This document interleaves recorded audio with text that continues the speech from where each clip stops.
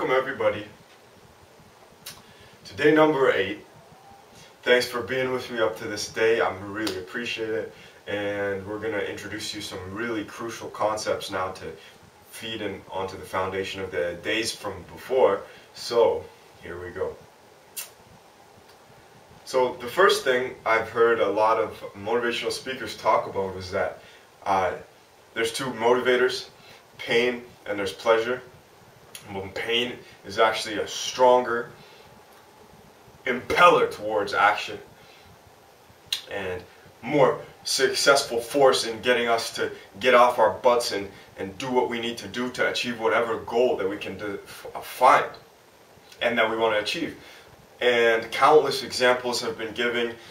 There has been a lot of people in the success motivational industry who the whole reason why they turn themselves into successful speakers, or maybe not even that industry, the business field. People in all fields of all endeavors, usually actually if you find great people who are really successful at what they do and stand out from the crowd, it's usually motivated by something that happened to them. Something very painful that happened to them. For example, one of the things that happened to me, yes, I am a great person, thank you very much, but one of the things that happened to motivate me to do this unusual thing, making my own show, homemade. Like they say, homemade burgers are better than regular burgers. Well, homemade motivational shows, I'll bet you they'll tell you the same thing. But what made me do this thing that other people don't do, make my own homemade little show to share it? Well, because I realized that I have accumulated throughout my life a certain unique take on things, a certain unique spin on things. And people need a unique spin on things. Because without a unique spin on things, life gets boring and monotonous and same crap, different day, surviving, just getting through the day, yep. Back to work, yep. Yeah, every day, gotta make that dollar. I'm gonna stop now. But I have a different kind of take than that because of certain unique experiences I've had, ranging from high school, ranging before. But we all have like unique experiences. But usually you'll find that people who, when they have a painful experience, and they can transmute that pain into some kind of motivational force for their own good and the common good, that's when you'll find people excel. So I got bullied in high school, and I was terrorized by this one bully for a couple of years, and he loved every second of it. I hope he's watching it right now. But I started getting myself to the gym, and it took me a while too. It wasn't like right away. It was like I put it off, training physically and training in self-defense for a couple of years. But eventually I got to it.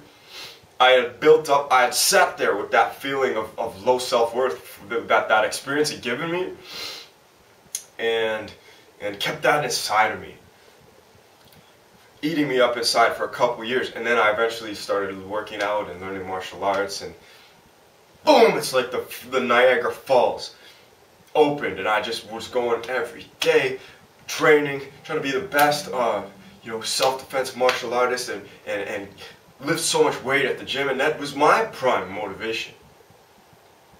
Right? If you go watch my day 3 episode, you'll see a more expanded view of this concept. There's all sorts of examples. Like there's this one guy, Ogmandino, who is a famous success motivational author, and he was a bum in the streets until he eventually, the light flipped on in his head, and he said, no, I'm more than that. And he looked, and he said, what do I have that makes me unique? And he capitalized on it, like a good capitalist. This is what we're talking about. We're talking about not capitalism in the wider world, but we're talking about capitalism on our own unique talents. So taking what we're good at and what we're special about and exaggerating the living cojones out of it, for lack of other the terms that I was thinking of but didn't choose to use. Yeah, we all have uniquenesses. So let's capitalize and make the most out of them. I'm not going to sit here and detail all the different stories of great people who were beaten down in the beginning, and then, or great groups of people and cultures that were beaten down in the beginning and then came and rose up afterwards. You can watch episode 3, my original episode 3 of this first show, for a little taste of that. But that's what it's about. And if you really want to find out those stories, they're there. And if you want to find out those stories actually within your own culture, whatever culture in the entire world you may be from, you might want to look into stories of why your own culture is special and how they've capitalized on their own uniquenesses. Every culture's got something special, and you can use that to tie yourself more into it, because you're like, oh, it's my culture. I feel more close to that. Maybe I would look at stories of musicians that have triumphed over bad situations in their lives because I relate to that because I'm a musician. So you can use that kind of concept. Look, spend some time. Seek those stories out. If you see these books behind me, some of them are inspirational, some not. Some are purely historical and non-fiction, but there's learning within all of them, whether it's a motivational book or whether it's not.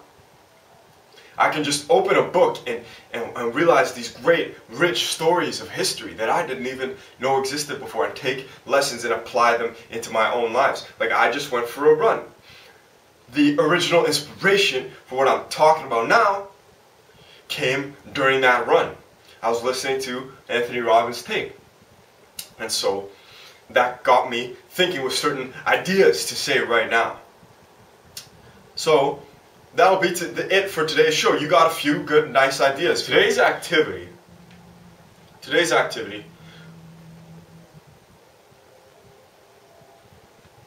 we're going to delve into your mind a little bit and into your memories. What's special about you? What happened to you? Either positive or negative. The more strongly, even negative experiences can serve us. Sometimes it's hard. If it's too hard for you to, because what we're going to do in this exercise is detail some of your experiences from the past that you can draw from, to draw uniquenesses out of, to capitalize on, which is what we were talking about. So, if you can figure out, sometimes when we look and it's hard, when we come to a negative experience in our mind, the creative faculty shuts down. And we get filled with the darkness of that experience, and we can't figure out a way to use it positively. So if you can, congratulations, take that, because actually the negative experiences will give you the most juice when you learn to use them to power yourself to whatever worthy goal that you're going for. But if you can't, maybe make some notes about it. Make some notes about what your positive qualities are, because you need to capitalize on your positive qualities too. So make some notes on these things. That's the exercise for today. And wait. Always wait and keep something to write with, whether it's your cell phone or whether it's a writing notepad, a small one that fits right in your pocket. Wherever you go, keep it with you all the time. Because you might not think of everything right now. You can only think of so much right now in the moment, on the spot. Okay? Thanks so much.